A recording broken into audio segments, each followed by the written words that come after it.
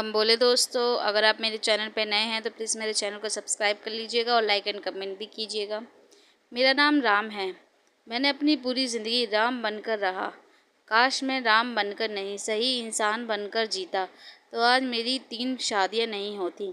बचपन से ही मैं अपने घर में सबसे बड़ा और सबका लाडला था। मेरी माँ तो मुझ पर जान छिड़कती थी क्योंकि मैं अपने 3 भाइयों में सबसे ज़्यादा भोला था। कोई भी मुझे कुछ भी बोलकर चला जाता था, पर मैं किसी को पलट कर जवाब नहीं देता था। इसी वजह से मेरे भाई मेरा फ़ायदा उठा लेते थे। एक दिन पापा को काम के सिलसिले में शहर जाना पड़ा। बहुत दिन हो गए थे पर पापा नहीं आए थे। माँ को उनकी बहुत चिंता होने लगी थी। वह भी हम चारों भाइयों को लेकर शहर में आ गई। शहर में हमारे चाचा रहा करते थे। उन्होंने मेरे पापा को ढूंढा और हमारे पास ले आए। पापा कहीं काम की वजह से बाहर गए हुए थे, इस वजह से वह गाँव नहीं आ पा रहे थे। फिर माँ ने एक फ़ैसला किया कि हम भी शहर में ही रहेंगे, चाहे झुग्गियों में ही क्यों ना रहना पड़े। हम शहर में ही रहने लगे। मैं वक्त से पहले ही बड़ा हो गया। मैंने अपने परिवार की जिम्मेदारी उठा ली थी क्योंकि पापा जो कमाते थे उसमें घर की पूर्ति नहीं हो पाती थी। मैंने अपनी एक दुकान खोली और उसमें मिट्टी का तेल रखने लगा। मैं जगह जगह जाकर वह मिट्टी का तेल बेचता था। अपने कंधों पर उन्हें लाद कर ले जाता था। हम भाइयों में से किसी ने भी पढ़ाई नहीं की थी, पर उस समय मैं भी गणित और इंग्लिश सब बोल लेता था। धीरे धीरे हम भाई बड़े हो गए, पर घर में कोई भी काम नहीं करता था और जो काम करता था वह अपना जोड़ कर रखता था। कोई भी घर में खर्चे के लिए पैसे नहीं देता था। घर का पूरा खर्चा मैं ही चलाता था। मेरा छोटा भाई गलत संगत में पड़ गया। उसने इतना कर्जा कर लिया था कि उसके पीछे गुंडे पड़ गए। एक दिन गुंडों ने उसे खूब मारा। जब वह घर आया तो मैंने उससे पूछा, यह सब किसने किया? फिर उसने पूरी बात घर में बताई। मैंने गुंडों से उसे बचाने के लिए अपनी पुरानी दुकान बेच डाली ताकि उसकी जान बच जाए। दुकान में से कुछ पैसे बच गए। वह और मेरे पास भी कुछ पैसे बचे हुए थे। मेरे माँ बाप ने मेरे लिए एक घर खरीद लिया था। वह घर मेरा ही था, पर मेरे भाई मुझसे जलने लगे थे। पर वह माँ बाप की वजह से कुछ भी नहीं बोल पाते थे। कुछ दिनों बाद मेरी एक अच्छी नौकरी लग गई थी। मैं अपने घर में सबसे ज़्यादा कमाने लगा। मेरी माँ को इसका लालच हो गया। नौकरी लगते ही मेरी शादी करवा दी गई, पर मैं अपनी बीवी से ज़्यादा अपनी माँ की सुनता था। जो मेरे माँ बोलती थी वह मेरे लिए पत्थर की लकीर होती थी। एक बार मेरी माँ मेरी पत्नी को लेकर बाबा के पास लेकर गई। उसने ना जाने मेरी पत्नी को क्या खिलाया। घर पर आते ही उसके मुंह से जाग निकलने लगा। मैं मैं घर पर नहीं था। जैसे ही मुझे पता चला, मैं छुट्टी लेकर घर पर आ गया। मेरी पत्नी मर चुकी थी। मैंने सबसे पूछा कि क्या हुआ था, पर किसी ने मुझे कुछ भी नहीं बताया। मेरी माँ ने कहा, ये तेरे साथ खुश नहीं थी इसलिए इसने जहर खा लिया।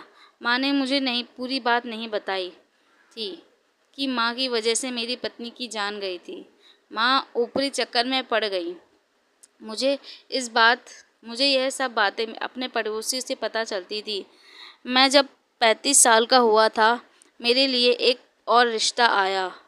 वह बहुत ही गरीब थे, पर जब मैंने लड़की को देखा मुझे उससे प्यार हो गया था। पहले शादी मेरी माँ की मर्ज़ी से हुई थी, पर मैं यह शादी अपनी मर्ज़ी से कर रहा था। वह बहुत ही खूबसूरत थी, पर मुझे उस वक्त शादी और प्यार का सही मतलब नहीं पता था। मैं अभी भी अपनी माँ के कहने पर ही चलता था। मेरी माँ कहती तो मैं उड़ जाता था, मेरी माँ कहती तो मैं बैठ जाता था। माँ की गलत बातें भी मुझे सही लगती थी। मैं अभी भी उनका एक आदर्शवादी बेटा था। मैं अपनी दूसरी बीवी से बहुत प्यार करता था, पर मैं अभी भी अपनी पत्नी की जिम्मेदारी अपनी माँ को सौंप रखी थी, क्योंकि माँ कभी भी किसी का बुरा नहीं कर सकती थी, वह भी अपनी औलाद तो बिल्कुल भी नहीं। मेरी शादी को 2 साल हो गए थे। अब मैंने अपने छोटे भाइयों की शादी भी कर दी थी।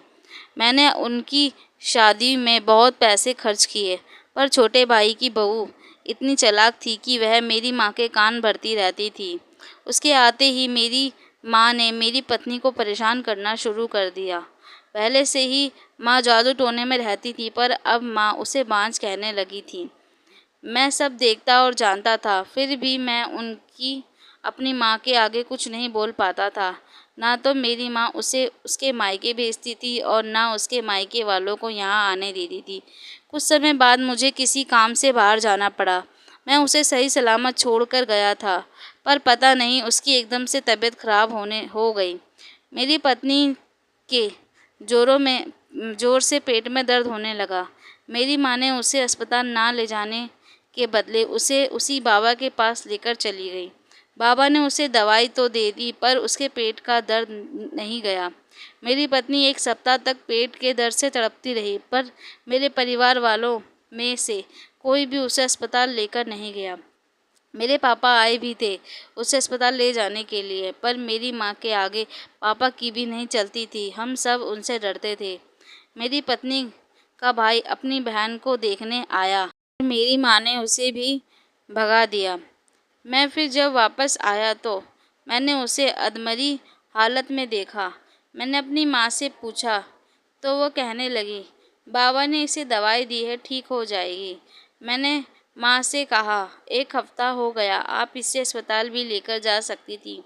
पता है ना, पहले भी बाबा की वजह से मेरी पहली पत्नी मर गई थी, और आप फिर से उस बाबा के पास लेकर गई। जब मैं अपनी माँ से जुबान लड़ाने लगा तो मेरी माँ बेहोश होने का नाटक करने लगी। मैं और भी ज़्यादा डर गया। मैं अपनी माँ को घर पर ही रहने दिया और अपनी पत्नी को लेकर अस्पताल गया। पहले मैं अपनी माँ के नाटकों को नहीं समझ पाता था।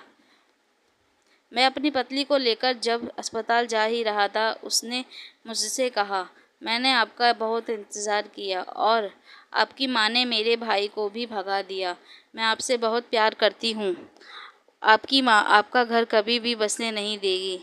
आपको ही आपका घर संभालना पड़ेगा। इतना कहते ही उसने मेरे हाथों में ही दम तोड़ दिया।